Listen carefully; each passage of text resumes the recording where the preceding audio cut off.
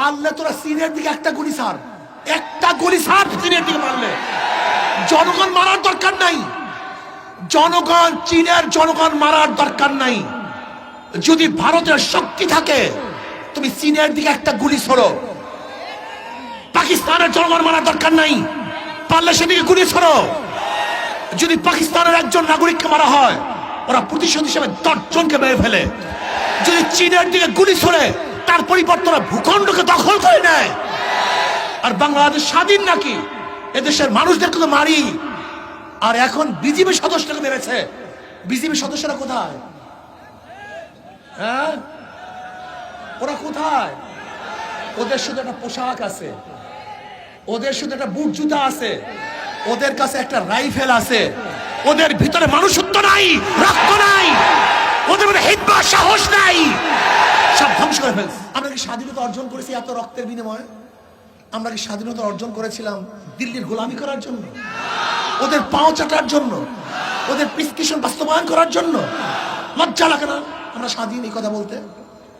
কয়েকদিন আগে বর্ডারের মধ্যে আমাদের বিজিবি একজন সদস্যকে 22 তারিখ হত্যা করা হয়েছে। এদের সরকার আছে? আমাকে বলুন, আমার সাংবাদিক বন্ধুরা, এদের সরকার আছে? আপনারা দেখেছেন যে মিয়ানমার আমাদের দেশের সীমা বারবার বারবার বারবার অতিক্রম করে তারা হেলিকপ্টার বিমান নিয়ে এসছে। বাংলাদেশ বলার কোনো কিছু নেই। তুমি কি করো? ওই মেট্রো রেল খাও, চাবাই চাবাই খাও, এটা তুমি পদ্মা সেতু ভেঙ্গে ভেঙ্গে খাও, জমনে খাওয়া খাও, তুমি ট্যানেলে চলো। কি আজীব এক দেশ! যদি বুক ফুলে হাঁটতেই না পারি, যদি শক্ত কথা বলতেই না পারি, প্রতিবাদ করতে না পারি, তোর মারা যাওয়া উচিত, তোর বেঁচে থাকা উচিত নয়। এর চেয়ে মৃত্যুবরণ করা উচিত। বেঁচে গিয়ে লাভ কি? মুদ্রার মতো যেরকম মৃত্যুদেহ, সে কথা বলতে পারে না, প্রতিবাদ করতে পারে না, তার উপরে যা ইচ্ছা তাই করা হয়। আজকে তুমি একটা মৃত্যুদেহের মতো, তোমাকে গুলি করবে, তোমাকে মারবে, আর তুমি কথা বলতে পারবে না। ফেলে দাও তোমার রাইফেল, রাইফেলের দরকার নাই। এদেশের জনগণ যেরকম পাকিস্তানের থেকে এই দেশকে উদ্ধার করেছে, রক্ষা করেছে, স্বাধীন করেছে, এদেশের সীমানা পাহারা বাংলাদেশের জনগণ দেবে ইনশাআল্লাহ। তোমার দরকার নাই। ইমাম গাজালি রহমতুল্লাহ আলাইহি বলেন, আল্লাহ পাক রব্বুল আলামিন তার কুদরতে 3 শ্রেণীর জিনিসটি সৃষ্টি করেছেন: জানোয়ার, মানুষ, ফেরেশতা। আল্লাহ পাক জানোয়ারের মধ্যে প্রবৃত্তি দান করছেন, চাহিদা দান করছেন, আকল নেই, জ্ঞান নেই। আল্লাহ পাক ফেরেশতাদেরকে জ্ঞান দান করছেন, কিন্তু তাদের মধ্যে চাহিদা নেই। উভয় সমন্বয় মানুষ। আল্লাহ পাক তাদেরকে চাহিদাও দান করছেন, জ্ঞানও দান করছেন। যেরকম পশুর খাদ্যের চাহিদা আছে, কিন্তু কোনটা খাওয়া উচিত কোনটা খাওয়া উচিত না, এই বিবেক তাদের মধ্যে নেই। ফেরেশতাদের মধ্যে খাওয়ারই চাহিদা নেই, শুধু আছে বিবেক। কিন্তু আল্লাহ পাক মানুষ সৃষ্টি করেছেন যাদের মধ্যে খাওয়ারও চাহিদা আছে, বিবেক বুদ্ধিও আছে, এটা খাওয়া উচিত কি উচিত না। যৌন চাহিদা আছে, জানোয়ারের বিবেক নাই। এই রাস্তার মধ্যে, ঘাটের মধ্যে, এই বাজারের মধ্যে কি আমার মা না খালা না ফুফি, এই পার্থক্য করার ক্ষমতা জানোয়ারের নেই, কিন্তু শুধু যৌন চাহিদা আছে। কিন্তু মানুষের মধ্যে আল্লাহ পাক যৌন চাহিদা দিচ্ছেন, আবার বিবেকও দিয়েছেন। রাস্তার মধ্যে, ট্রেনের মধ্যে, বাসের মধ্যে, বাজারের মধ্যে উলঙ্গ অবস্থায় এই কাজ করা কি যাবে না, কি যাবে না, এটা আমার মা না খালা না বউ নাকি আমার বোন, এই বিবেক আল্লাহ পাক মানুষের মধ্যে দিয়েছেন। কিন্তু জানোয়ারের মধ্যে বিবেক দেয় নাই, শুধু চাহিদা, বিবেক নেই। আর ফেরেশতাদের মধ্যে শুধু বিবেক, চাহিদা নেই, উভয় সমন্বয় মানুষ। এবার আসুন, যেই মানুষটা তার চাহিদাকে বিবেক দ্বারা কন্ট্রোল করতে পারবে, সেই মানুষটা ফেরেশতাদের চেয়ে দামি হয়ে যাবে। আর যেই মানুষটা তার চাহিদাকে, প্রবৃত্তিকে বিবেক দ্বারা, আকল দ্বারা, জ্ঞানের দ্বারা কন্ট্রোল করতে পারবে না, উলাইকা শাররুল বারিয়া, ওটা কুত্তা শিয়াল শুয়োরের চেয়ে খারাপ হয়ে যাবে। এর কোরআনের ভাষা, উলাইকা শাররুল বারিয়া।